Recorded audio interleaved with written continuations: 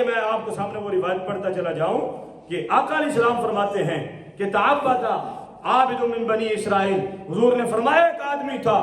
بہت عبادت، توجہ رکھیے گا بات پہ، بہت عبادت گزار تھا، بنی اسرائیل کا تھا، اور اس نے عبادت 60 عامہ 60 سال تک اس نے عبادت کی، گھر میں رہ کے نہیں، فی صومعتہ ہی،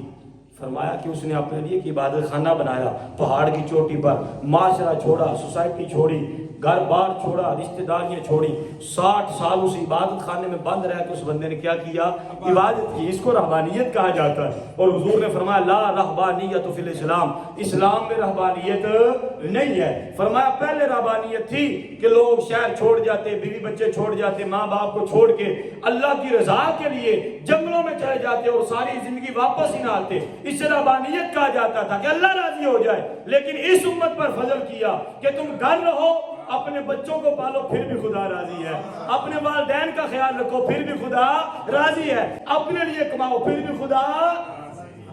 تو پہلے ہوتا تھا اللہ کو راضی کرنے کے لیے بیوی بچوں کو چھوڑو، ماں باپ کو چھوڑو، گھر بار رشتہ ہر چیز چھوڑ کے جنگلات میں چلے جاؤ، وہاں جا کے عبادت، اس کو رہبانیت کہا جاتا تھا، چونکہ اسلام میں جائز نہیں ہے۔ میرے آقا نے فرمایا 60 سال تک اس بندے نے عبادت کی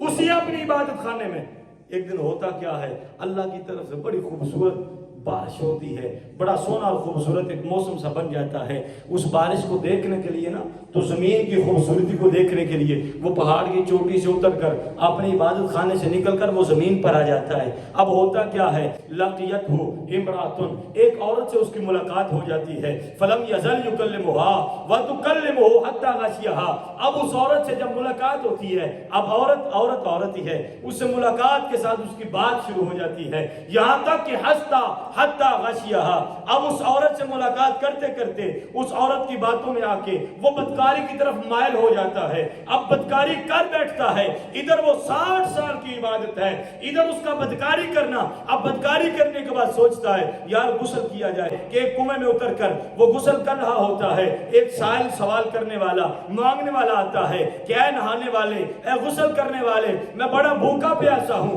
اگر تمہارے پاس کچھ ہے تو مجھے دے دو تاکہ میں اپنے پیٹ کی بھوک کو مٹا سکوں۔ اس کے پاس ایک ہی روٹی ہوتی ہے، وہ اپنی روٹی اس کو اشارے سے دے دیتا ہے کہ یہ میرا تھیلا پڑا ہوا ہے، اس کے اندر ایک روٹی ہے، لہذا تم اٹھاؤ، کھاؤ اور چلے جاؤ۔ وہ کھا کے چلا جاتا ہے۔ اب غسل کرنے کے بعد اللہ رب العزت کی طرف سے اس پر موت واقع ہو جاتی ہے۔ اب سنیے گا، فَوُزِنَتْ عِبَادَةٌ 60 سَنَةً بِتِلْكَ الزَّنْيَةِ۔ آئے ہائے ہائے ہائے، اللہ رب العزت کی بارگاہ میں وہ بندہ جاتا ہے، ایک طرف 60 سال کی عبادت رکھی جاتی ہے، ایک طرف اس نے ایک مرتبہ زنا کیا ہوتا ہے، اس کو رکھا ہوتا ہے، عبادت کم پڑ جاتی ہے، زنا بھاری ہو جاتا ہے۔ ہمارے نوجوان سمجھتے ہیں اور کوئی نہیں جی، ایک مرتبہ کیا ہے نا، اور کوئی نہیں 2 مرتبہ کیا ہے نا، کوئی نہیں 3 مرتبہ کیا ہے نا، اور کوئی نہیں یار 1 مرتبہ کر کے چھوڑ دیں گے، کوئی نہیں 2 مرتبہ، اب کے بعد نہیں کریں گے۔ میں کہتا ہوں سنو، 1 مرتبہ زنا کرنے کا یہ عذاب ہے،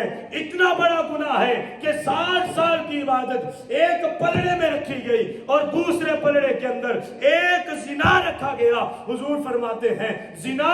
بڑھ گیا، عبادت کم ہو گئی۔ اس نے رونا شروع کر دیا، ہائے مارا گیا، کاش کہ میں نے وہ زنا نہ کیا ہوتا، کہ میری 60 سال کی عبادت ضائع نہ ہوئی ہوتی، کاش کہ وہ میں نے زنا نہ کیا ہوتا، آج میں اللہ کی بارگاہ میں ایسے کھڑا نہ ہوتا۔ اتنی بات تھی کہ آقا نے فرمایا، اتنے میں رب فرماتا ہے یہ تو تھا تیری عبادت جو تو نے اپنے زنا کے ساتھ ضائع کر دی ہے، لیکن زنا کرنے کے بعد ایک نیکی تم نے کی ہے، وہ کیا ہے کہ وہ سائل مانگنے والا تیرے پاس آیا، اس نے بھوک اور پیاس کا اظہار کیا، تیرے پاس ایک ہی روٹی تھی اور وہ ایک روٹی میری رضا کے لیے تو نے پھر اس انسان کو مانگنے والے کو دے دی، اب اس ایک روٹی کا بھی حساب کرنے لگا ہوں۔ اور پھر آقا فرماتے ہیں 60 سال کی عبادت تو زنا کے مقابلے میں اس کی ختم ہو گئی، لیکن ایک روٹی خالصتاً اللہ کی رضا کے لیے جو اس نے منگتے کو دی تھی، اس روٹی کو جب نیکیوں والے پلڑے میں رکھا گیا تو اللہ کی مرضی ایسی تھی، اس ایک روٹی نے نیکیوں کو زیادہ کر دیا اور گناہوں کو کم کر دیا۔